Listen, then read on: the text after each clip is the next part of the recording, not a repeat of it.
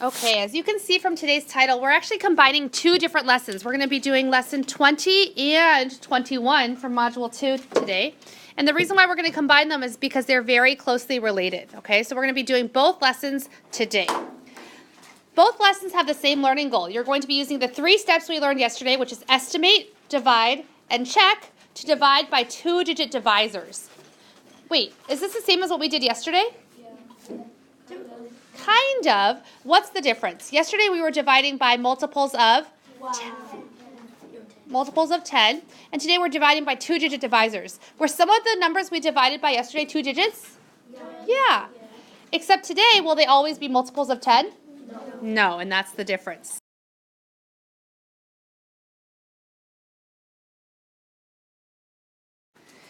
Which number is the whole? Which number is the divisor? 21. Do we have a 2-digit divisor today? Yes. Very good. We're always going to be doing the 3 same steps. The first thing we're going to do is estimate, then we're going to divide, and then we're going to check our work. Let's first estimate. When we estimate a division problem, do we round the whole first or the divisor first? Divisor. What is the divisor? 21 is pretty close to what number? 20. Okay.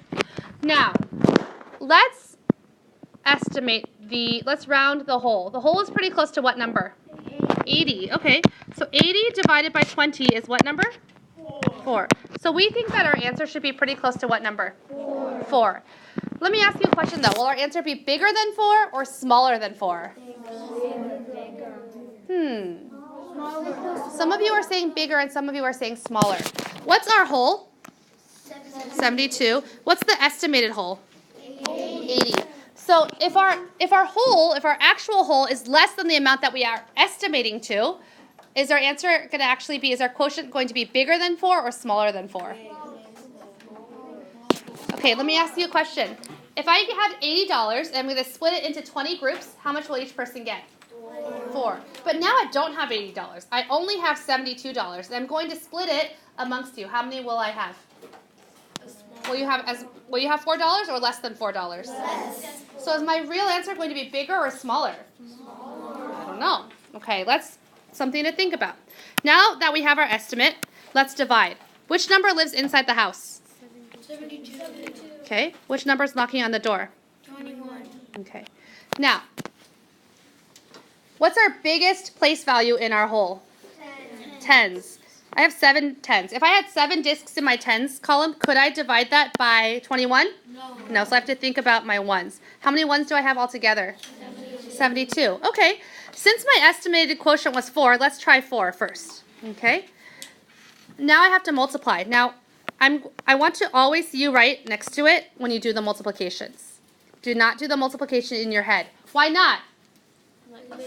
You probably will make some silly mistakes.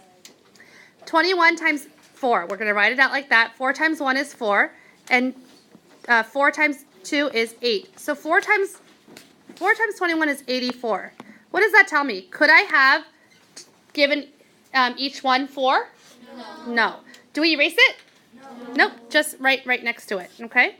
I'm going to make mine a little bit smaller so I have space. Okay. Let's rewrite the problem. 72 divided by 21. Since 4 was too big, what number should we try? 3. If your number is too big, you just try one smaller. Now what do we need to multiply? 3 times 21. So write it out again. Okay, 3 times 1 is 3. 3 times 2 is 6. So now we have 63.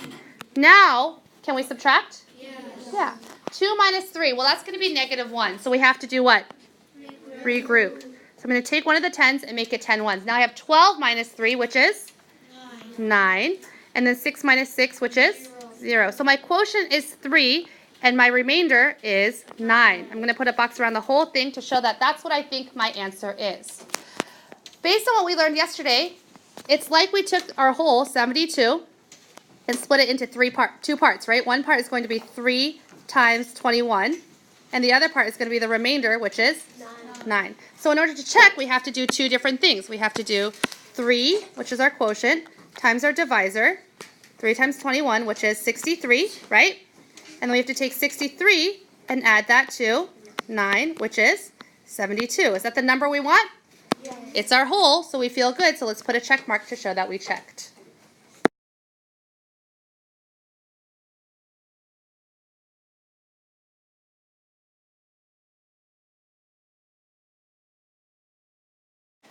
This problem says a 91 square foot bathroom. Wait, when it says 91 square foot, what does that mean already? That must be the area. So there's a bathroom, and the area is 91 square feet. We know that area must be length times the width, right? Okay. It tells me that the length from here to here is 13 feet. It's asking me, what is the width? Okay. Does it matter which one's the length and which one's the width? Because watch, if I turn it like this, is it still the same, right? Okay, so you can label when it asks you length and width, you can choose. It doesn't matter, okay? So basically, this is saying, if the question's asking, what is the width of the bathroom? It's telling us, well, we know the area and we know the length, so that means 13 times some number is going to equal what? 91. So how can I figure out what that number is? Well, can't I do the inverse? Yeah. I can do 91 divided by 13. Good. Let's write that problem and draw this picture into your notebook. So if the problem we're trying to solve is 91 divided by 13, what's the very first step we have to do when we solve a division problem? Estimate. Very good. Okay, so now that we understand the problem, let's estimate. You can always write an E to show that you're estimating. Which number should we estimate first, 91 or 13? Which is close to? 10. So then 91, what's a number that's compatible with 10? 90. What's 90 divided by 10? 9. Okay, now let's divide. We're done with the estimating. Let's divide. Write a D. Okay, who's living in the house? 91. Who's knocking on the door? 13. What number should we try first? 9. So on the side here, we're going to do 9 times 13. This time I did it differently. I wrote the number on top. That's okay. 9 times 3 is 27. And then we're working with the tens now. So 1 times 9 is 9. And when we add that up, we get 117. Ooh, do we like that number? No, because it's bigger than the number I started out with, 91. So that means if we have to rewrite the division. Let's get in the habit of just putting an X over it, I guess. And now we're going to rewrite the problem, 91 divided by 13. Since 9 was too big, what number should we try now? 8. Okay. And let's do the multiplication. 13 times 8. 8 times 3 is 24. 8 times 1 is plus 10, plus 8, plus 2 is 10. 104. Will that work? No. Still too big. Okay, so cross it out again. And now what do we need to do? We need to rewrite the problem one more time, don't we? Okay, so we have 91 divided by 13. This time, which number should we try? 7. Okay, let's do some multiplication. 13 times 7. What's 7 times 3? 21. What's 7 times 1? Plus 2? 9. Hey, 91, do we like that number? Yeah. So what does that tell us? That the width is 7 feet. Okay, now how would we check? Because we're not done yet. We still have to check.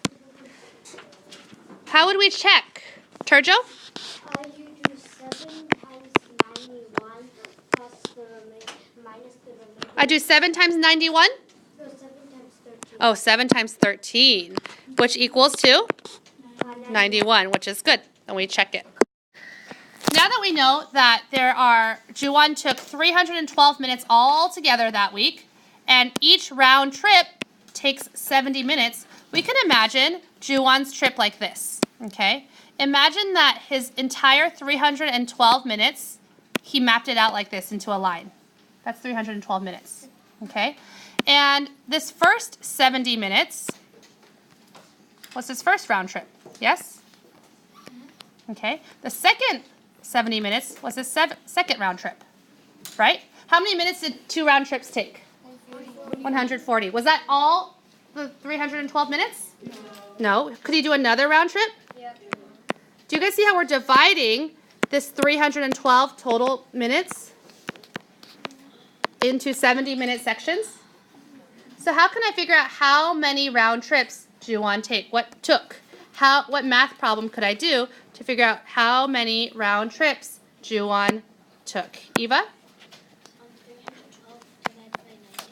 312 divided by 70. Very good.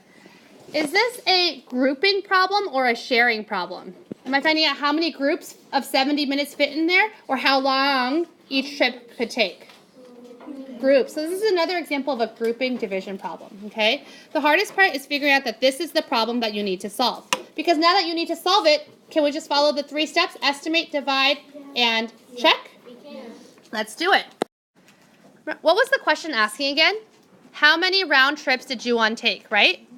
So if our answer is 4, remainder 32, did he take 4 round trips? Did he take 5 round trips? What does that mean? What does that mean? Talk to your table groups. So this means that he did 4 round trips and then 32 extra minutes that he traveled. Okay? Maybe in traffic, yeah. Maybe it took some extra time, right? On one day or something. Okay, how would I check it? I would need to do 4 times 70, which is 280. And I have to do 280 plus what? 32, which is? 312. Okay, I hope